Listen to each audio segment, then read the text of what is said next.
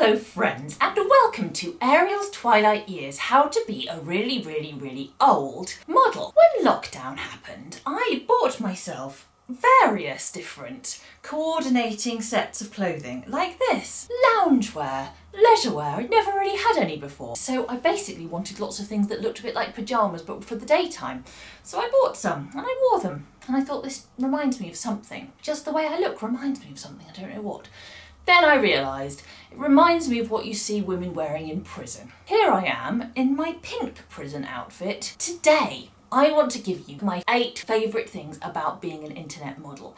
Now obviously being an internet model is quite a diverse kind of job. You can do it in lots of different ways. So I know that the things that I really love about the job aren't necessarily things that models in the same field as me also enjoy. It's very much the sort of career where you shape it yourself and you can, if you're lucky, shape it so as to maximise the things that you enjoy and to minimise the number of things you have to do that you don't enjoy. This is quite a personal list, but I'm hoping that some models will relate to at least some of it. Of course I'm going to follow this video up with the things I hate most about the job, but I thought no, I'm not allowed to shoot that until I've done the positives. Oh, Eric's messaged me. Hello Eric, 6 messages. Number 1.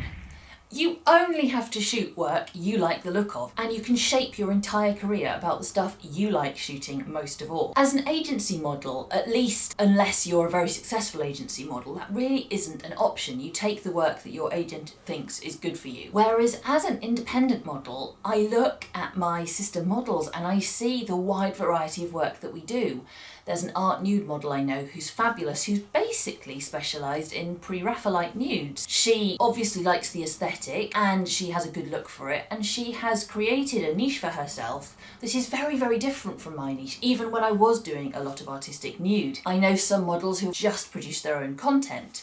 They've made themselves unavailable to any outside producer. And again, it's completely possible to do as long as you're good at your job and you specialise in something that there is a market for. I see all sorts of other examples of this, models who specialise in dancing or skateboarding. I, of course, have ended up specialising in BDSM because it's what I like and it's what I like looking at. It's not the only thing I shoot, but certainly genres that don't speak to me in any positive way, I just ignore them. And I think that is one of the absolute privileges of internet modelling, that you can market yourself in order to attract the work that you want. And if there's a genre you just don't like, you just don't have to go near it. Number 2 leads on from number 1, and that is one of my favourite things of all about modelling, is that you only have to interact with people who like the way you look. Either photography clients or customers tend not to contact you if they don't like your look. Only photographers who want to hire you based on your online portfolio tend to get in touch, and only customers who like how you look or like your product will get in touch about booking you for custom videos or custom photo sets. The contrast between that and being a mainstream actress or an agency model, both of which I did earlier in my career, is that as an actor and as a new agency model, I had to go to a lot of sort of open castings where they hadn't selected me based on my picture. And so I'd turn up and sometimes they would clearly just really not like how I looked, either because of my height or because of my weight or some other combination of things. And it is really tough on your self-image. And the gentleness of switching to internet modelling, where all the people who wouldn't like my physique or wouldn't like my face, I never have to go anywhere near them because they never contact me because there's no reason for them. When clients are paying you directly, you can assume that it's because they like how you look, at least to some extent, and that is actually quite good for your confidence in the long run. Thirdly, and this is one that actually I didn't really realise until COVID happened to us, but having had it happen and having seen what it's done to my career and to a lot of my peers, is it's made me realise that freelance modelling is an area where you can change directions multiple times. So we've seen since COVID, I, who primarily did touring modelling, that's how I got my work, had to completely stop touring, and I doubled my income by increasing the number of custom videos I was shooting and shooting content of myself, by myself, for OnlyFans, etc. Another model in my acquaintance who made a lot of her money from organising trips with photographers, so taking photographers abroad with models and organising a photo shoot on location, she had to stop doing that, and she's done an amazing job of organising remote shoots instead, where the photographer takes pictures but he's not actually there on location at the shoot. And the way in which I've seen models basically pivot from a way of making money that suddenly was absolutely impossible to a completely different way of making money that was still utilising their skills as models, it's been quite exciting and inspiring, and it's made me realise that actually, although that was a very dramatic example of it, it's the sort of thing we get to do all the time. When I started modelling, I traded very, very heavily on my physical abilities. I could dance on point, I could jump, I could do gymnastics. And as a result of age and build-up of different injuries, that's not been the case anymore. For the last few years, I've not really traded on any massive physical ability other than the flexibility that I've retained. And it's been fine, because as I've pivoted away from the most physically demanding action shoots, I've pivoted towards work that still is sustainable for my body. And I've seen so many models do that over the years that, you know, they might start out in one genre and end up as kind of queen MILF. And they have been able to just transition as their look has changed and what their fans expect of them has changed. And it's kind of brilliant. I've also seen models change the levels to which they work really dramatically. So modelling levels refers to the level of nudity or the level of sexual implication in the work. So there are models who have very low levels, so they would only shoot fashion, they wouldn't do anything that was even implied topless, and they wouldn't do anything with a sexual theme. At the other end of the spectrum, you have models who are happy to do explicit poses, displaying genitalia, and are happy to shoot full sexual contact with other performers. And the thing that I think is particularly interesting about that is that you can change your levels that you work to right in the middle of your career. So a great friend of mine who was a professional model started off shooting relatively explicit work, realised she didn't really like it, after 2 years quit doing that, just worked up to art nude, and had a really successful career for 10 more years. And on the other hand, sometimes models who started off with fairly conservative limits, like I did, can reach a point where they are confident enough to try shooting stuff that's a great deal more sexually explicit. And there is no one stopping you from making those choices, either to be more conservative or less conservative. There's no one stopping you other than you. People will try, they'll be terribly disapproving of you either way, but you can just ignore them, and that is one of the great joys of being a professional model. You can ignore a lot of people's opinions, and it's heavenly. This is one that I noticed as soon as I started modelling. I realised very quickly that no one is ever going to expect a shoot to start before 10 AM. So in the kind of normal working marketplace, it's very, very standard to be starting work at 8:30 or 9 o'clock in the morning. And modelling shoots very, very rarely start before 10. And I've discovered I really love it. Obviously, we sometimes still have to travel in rush hour because we might be travelling a long way to get to our shoots. But if the shoot is anywhere near you, the likelihood of you having to do actual rush hour is really limited, and it's absolutely lovely. Since I stopped touring because of COVID, I've got used to waking up at 8:30, getting up at 8:30. It's just been heaven. And while when I'm a touring model, I often have to get up at something more like 7 o'clock, it's still not the sort of brutal reality that I hear from my friends who commute into London, for example, and are getting up at 5 or 6 every day. And I'm very grateful for that. That said, one of the great joys of being a model is the amount of travelling you get to do. In my first week as a professional model, I went to Scotland for a job, and it was the first time I'd ever been paid to travel anywhere. It was amazing. And I soon realised that this was going to become a very normal part of my job. Sometimes a photographer from the UK would pay for me to travel to another country with him to shoot photographs. But soon I realised I could put my own tours together just by searching for photographers in a given country, getting enough work to fill, say, 5 days, and then out of the money I could earn from doing that, I could pay for my own flights. So a lot of my career, I was relying on doing both those things in tandem. Sometimes I was travelling specifically to work with one photographer, photographer and he was paying for my travel. Sometimes I was paying for my own travel, but I was going to go and work in countries where the modelling rates were high enough that I could more than happily afford to pay for my own transport.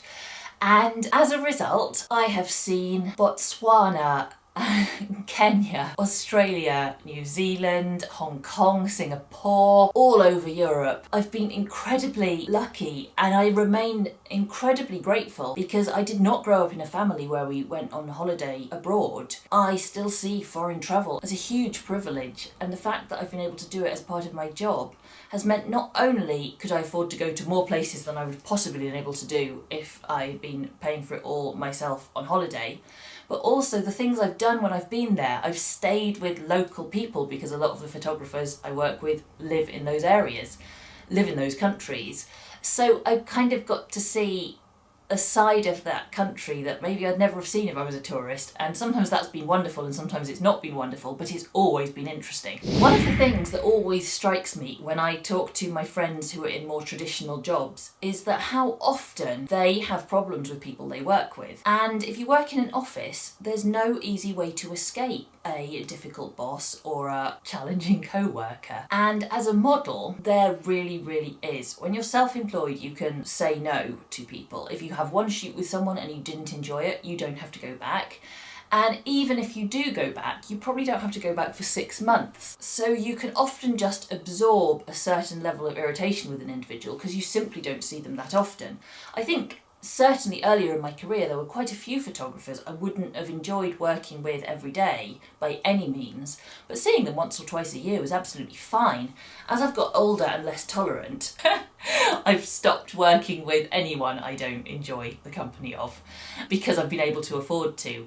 But there is a privilege to not being stuck with the same people day in and day out, because a lot of us aren't quite agreeable enough to enjoy the company of everyone we come into contact with, and being able to say no to either people you don't like or people who shoot work that you don't enjoy is a remarkable privilege. Of course, it doesn't come at the beginning of your career. Quite often at the beginning you don't know who you're going to enjoy working with and you can't afford to turn work down because of mild distaste for it. But as your career progresses, you absolutely can, and it's a joy. I love saying no. I mean, I don't want people to be annoyed with me, but I just love knowing that if I didn't enjoy something, I don't have to go back. It doesn't matter how much they enjoyed it. If I didn't, I get to take my own bookings, and I say no quite often. Oh, this is a favourite. If you're a professional model, you will have clothes for every occasion, and you probably didn't even have to buy them for yourself. A couple of years ago, Howell and I went diving. Did I have a wetsuit already? Of course I did. Had I paid for it myself? I had not. I had got it for a custom video and a customer had sent it to me. I have fins also for snorkeling. I have a snorkel mask. I have boxing gloves. I have more evening dresses than I could possibly ever need. I've got opera gloves, I've got leather chaps, I've got cowboy boots, and I've got all sorts of lingerie and daywear. And I know that before I started modelling, I shared a small wardrobe with one other person in my little flat. And now I have an entire double bedroom's worth of clothing in my dressing room, and it's still full and I'm still being sent stuff. And sometimes it's hard in terms of storage, but the privilege of having a whole load of stuff for all of life's eventualities. I've got so many Wellington boots. I don't think I'm ever going to take that for granted. It's pretty amazing. This is a complicated one, but it's possibly a bit controversial. But if you're watching this and you're not a model, imagine the joy of cosmetic surgery and cosmetic procedures of all sorts being tax deductible. Sometimes towards the end of a tax year, you find yourself looking at your face and body and thinking, what can I fix to decrease my tax bill? And that is a remarkable privilege. You can just basically inject your face with your surplus money, and frankly, I recommend it. This is one of my favourite things about modelling, and I remember realising it really quickly. I started modelling when I was 25 years old, And in my first week as a model, I found myself having dinner with my photographer from my shoot that afternoon. He invited me for dinner afterwards, and he was in his 50s. And I'd never gone out for dinner with someone in their 50s who wasn't a member of my family. And I remember thinking, this is really strange. At the time, I was 25, all my friends were about 25 as well. And becoming a professional model, it has opened my friendship circle like a beautiful flower. Because now a lot of my friends are clients or ex-clients, so some of them are in their 70s and 80s. And now I'm in middle age, but a lot of the models who I meet at shoots are in their early 20s. So the generational range of my friendship group is wide in a way that I really don't think I'd have ever achieved on my own if it wasn't for doing this particular job. And it's such a joy. It makes me feel young because a lot of my friends are a lot older than me, and it makes me learn how to act young because I watch the younger ones beadily. Getting to spend time with all these young people is certainly no bad thing for me. I really don't feel like I'm sort of sinking into a middle-aged lifestyle with a whole load of other middle-aged people around me, because I can't afford to. I'm working with people in their 20s and people in their 70s and 80s. And I think it kind of keeps you adaptable in the sorts of things you're comfortable talking about. And I think that's a really good thing. That was a long way of saying I've got a lot of female friends in their 20s and male friends in their 70s and 80s. And I wouldn't have it any other way. And finally, and I know this is an important one that I bang on about all the time, but this is a job where if you do it well and if you're relatively lucky, you can save for your future. When I was a fairly new model, say for the first 5 years of my career, I wasn't really managing to save that much money. And I kept thinking, God, when this stops, when I stop being hired so much, it's going to be really hard to go back to making a much lower income. And then I realised that I needed to start saving and investing my money sensibly so that I never needed to go back to having a lower income. And that is the strategy I have adopted. So it's not easy. Saving money is probably almost never easy for most of us. But if you can work hard enough and successfully enough to be able to put money aside so that you can invest it for your future, there is every possibility that if you model for more than a couple of years, you will be able to have a pension plan of some sort as a result of your hard work in your earlier life. And that is something that probably took me 10 years to realise, but now I'm well on the way to what I hope will be proper financial stability in the long term. And a lot of people I know who have perfectly decent jobs, they just haven't managed to generate enough revenue to be able to care for their futures as well as their present day. And if you're lucky enough to find a job where you can, and modelling is certainly one of those jobs where at least some people can, then what a privilege that is. So I definitely encourage you, if you are a new model listening to this, don't put yourself under undue pressure, because the first few months or the first couple of years are rarely going to be massively profitable. But if you can keep building on your success and building your profit margins, soon you'll find yourself being able to put meaningful amounts of money to one side to provide for your future. And that is something people often don't realise models can do, and of course we can. So don't settle for anything less if you possibly can afford not to. So thank you for listening. Please like, subscribe, ask questions. I am very receptive to any suggestions of subjects you'd like me to cover in the future, as long as they're in some way related to internet modelling or sex work or BDSM. Thank you as always for listening. Join me next month, and as always, I have been Ariel Anderson. Goodbye now. Bye. Goodbye now.